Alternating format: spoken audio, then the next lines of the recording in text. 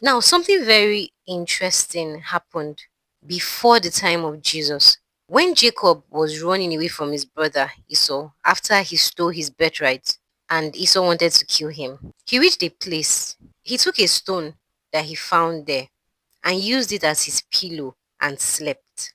He had a dream and saw a ladder. The top of it reached heaven and the bottom reached the earth. And there were angels climbing up and coming down from this ladder. Let's read it. Genesis 28:10 to 19. And Jacob went out from Beersheba and went toward Haran.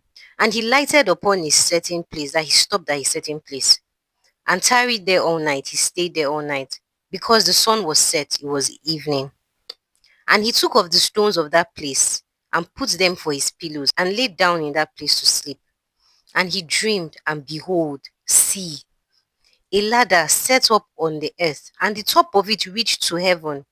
And behold, the angels of God ascending and descending on it. And behold, the Lord stood above it, that's God, and said, I am the Lord God of Abraham thy father, and the God of Isaac. The land whereon thou liest, as the land you are lying down on, to thee will I give it, and to thy seed. And thy seed shall be as the dust of the earth, and thou shalt spread abroad to the west and to the east, to the north, to the south. And in thee and in thy seed shall all the families of the earth be blessed. And behold, I am with thee, and will keep thee in all places whither thou goest. Wow. And will bring thee again into this land, for I will not leave thee until I have done that which I have spoken to thee of. Wow, that's amazing. Kai God. I won't leave you until I'm done. Everything I said I would do in you, I won't leave you alone. And do you know that this promise, on a side note, do you know that this promise to Jacob actually got fulfilled in what he's doing with the bride? Like, I'm not done with you. Let me continue the perfection process. Wow. Now, 16. And Jacob awoke out of his sleep and he said, surely, definitely, the Lord is in this place, and I did not know it. And he was afraid and said, how dreadful, like how fearful is this place? This is none other but the house of God. Like, this is definitely the house of God. And this is the gate of heaven. 18. And Jacob rose early in the morning and took the stone that he had put for his pillow. That stone he lied down on, that he had that revelation on, and set it up for a pillar and poured oil on it. 19. And he called the name of that place Bethel. Before it was called Luz. And Jacob vowed a vow, saying, if God will be with me and keep me in this way that I go, and will give me bread to eat and raiment, clothes to put on, so that I come again to my father's house in peace, then shall the Lord be my God. 22. And this stone, now this is where we're going, which I have set for a pillar, he made that stone a pillar, shall be God's house. And of all that thou shalt give me, I will surely give the tenth unto thee. That's tithe.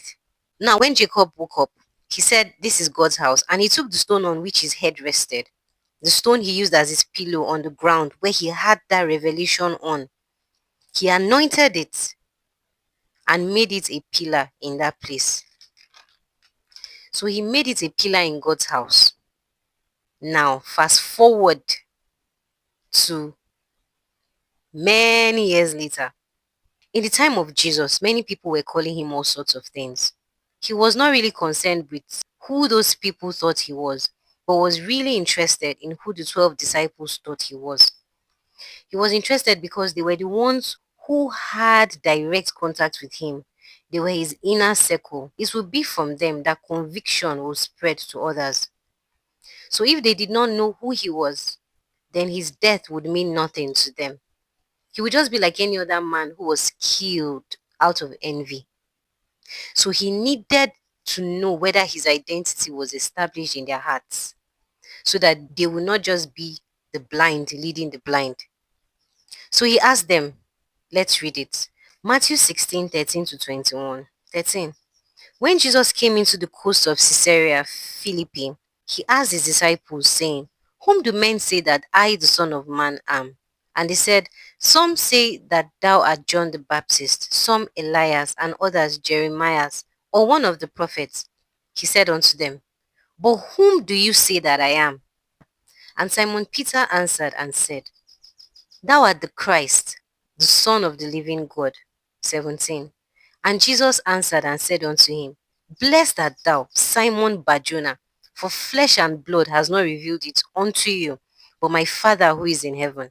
18. And I say also unto thee, that thou art Peter, and upon this rock I will build my church, and the gates of hell shall not prevail against it.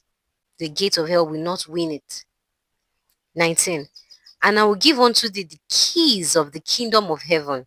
And whatsoever you bind on earth shall be bound in heaven, and whatsoever you loose on earth shall be loosed in heaven. Peter said, Thou art Christ, the Son of the living God. This was Jesus' true identity. What was Jesus' response? Blessed art thou, Simon Barjona, for flesh and blood has not revealed this to you. So it was a revelation, not just an answer. But my Father who is in heaven, my Father is the one that told you this thing you are saying. It's not just from your head. Now, while Jacob was traveling, he reached a place, took a stone, used it as his pillow. It was on that stone that he had the revelation of the identity of God. Peter had the revelation of the identity of Jesus. Are you seeing the correlation here? Jacob woke up and anointed the stone by pouring oil on it. After Peter's revelation, Jesus anointed him by blessing him and empowering him with the keys to the kingdom of heaven. Jacob promised to make the stone a pillar in God's house. Jesus promised to make Peter a rock on which God's house will be built, a foundation.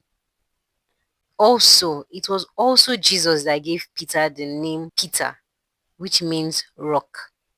He was formerly known as Simon. So all of us make up this magnificent building. 1 Peter 2:5. Ye also, as lively stones, are built up a spiritual house and holy priesthood to offer up spiritual sacrifices acceptable to God by Jesus Christ. So we are living stones in this city. We are stones that are alive. Everyone has a place in this structure. No one is left out. 1 Peter 2:9. But ye are a chosen generation, a royal priesthood, a holy nation, a peculiar people, that ye should show forth the praises of him who has called you out of darkness into his marvelous light. Now let's look at this verse in the light of the New Jerusalem. That ye should show forth the praises of him. Now, precious stones have no beauty in darkness. Their beauty stems from illumination. As the light, which is the light of God, shines on it, it shows forth the praises of God by being glorious.